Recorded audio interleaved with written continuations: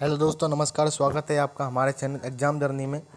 आज हम बात करने वाले हैं आरकेसीएल के न्यू असेसमेंट नंबर 6 की, जो कि रिलेटेड है इंटरनेट एप्लीकेशन से। ठीक है, तो चलिए हमारे फर्स्ट क्वेश्चन की तरफ चलते हैं।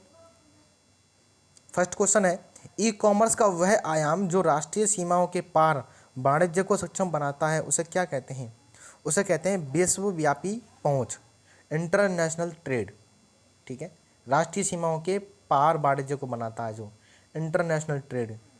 ठीक है, जैसे क्रूड ऑयल है, इस तरह से विपन्स हैं।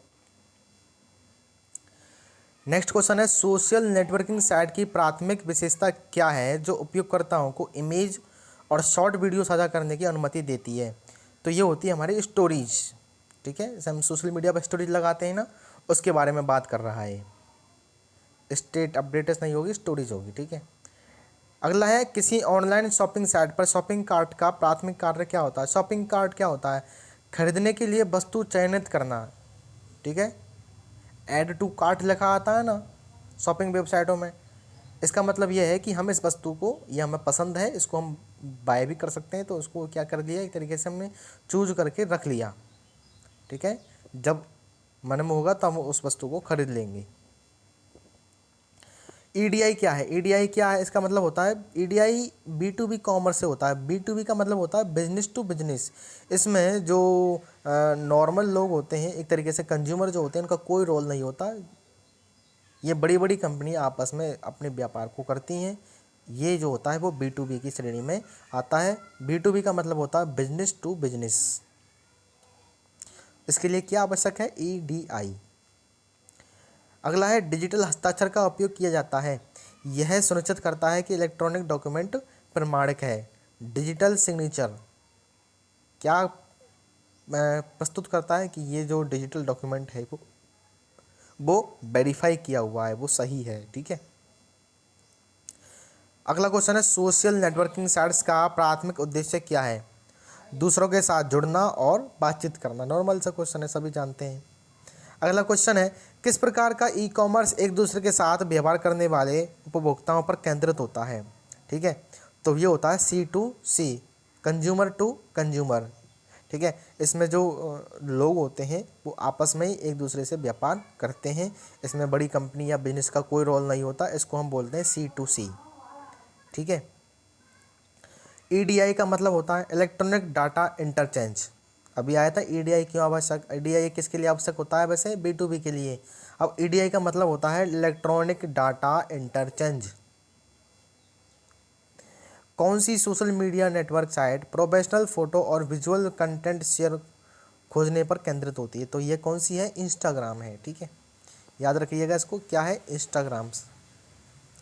उसके बाद है, कौन सी सोशल नेटवर्किंग साइट मूल रूप से कॉलेज के छात्रों के लिए डिजाइन की गई थी लेकिन इसे सामान्य जनता के लिए विस्तारित किया गया? ये थी फेसबुक।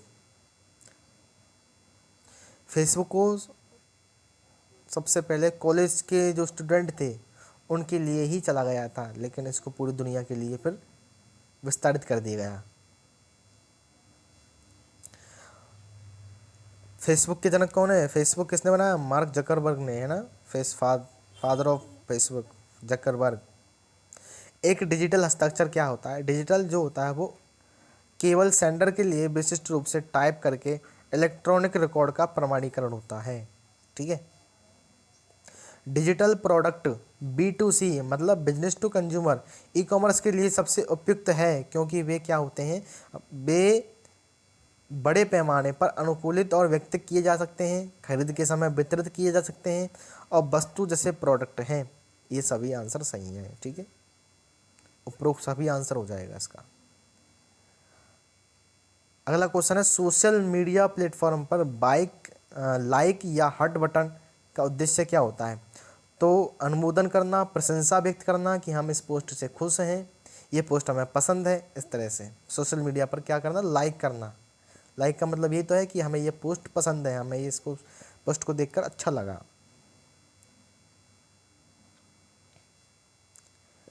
कौन सी सोशल नेटवर्किंग साइट पोस्ट में अपनी वर्ण सीमा के लिए प्रसिद्ध है? तो ये होती है ट्विटर। ट्विटर जो होती है वो, उसमें जब हम कमेंट करते हैं, लिखते हैं कुछ भी, तो एक सीमा होती है निश्चित, हम उसी लिमिट के अंदर ही लिख सकते हैं। कितने कंटेंट लिखे जा सकते हैं? 204 कुछ लगभग ऐसा ही है ना, उससे ज़्यादा वर्ड नहीं लिख सकते हैं हम ट्विटर में।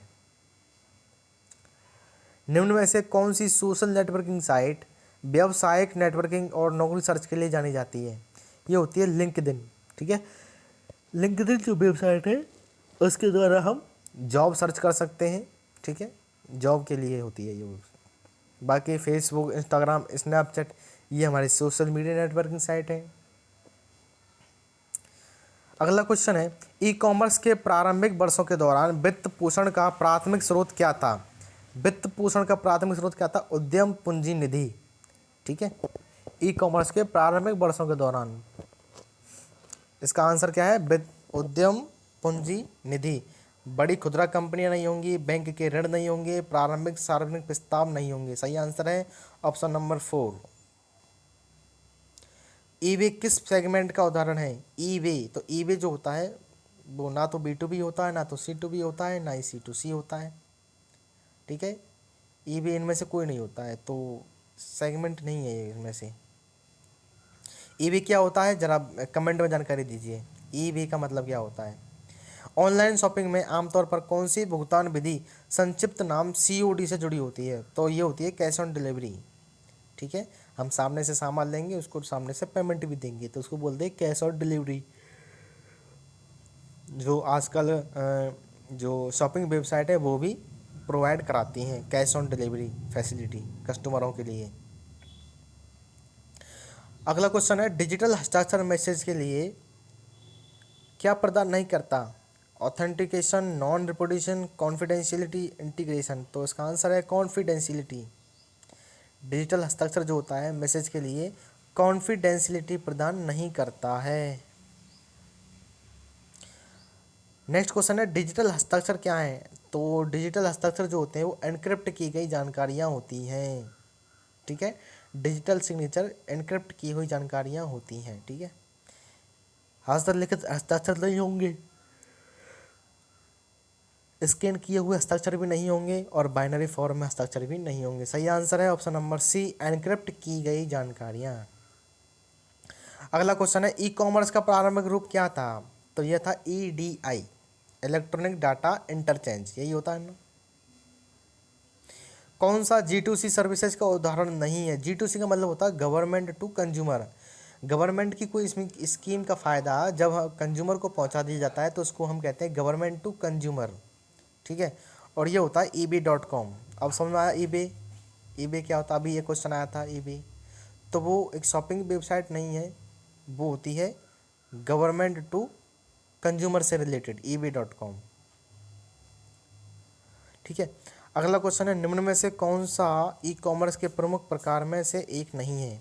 तो C2B, कंज्यूमर टू बिजनेस। वैसे ये क्वेश्चन गलत है, C2B भी एक तरीके से consumer to business e commerce का ही प्रकार होता है।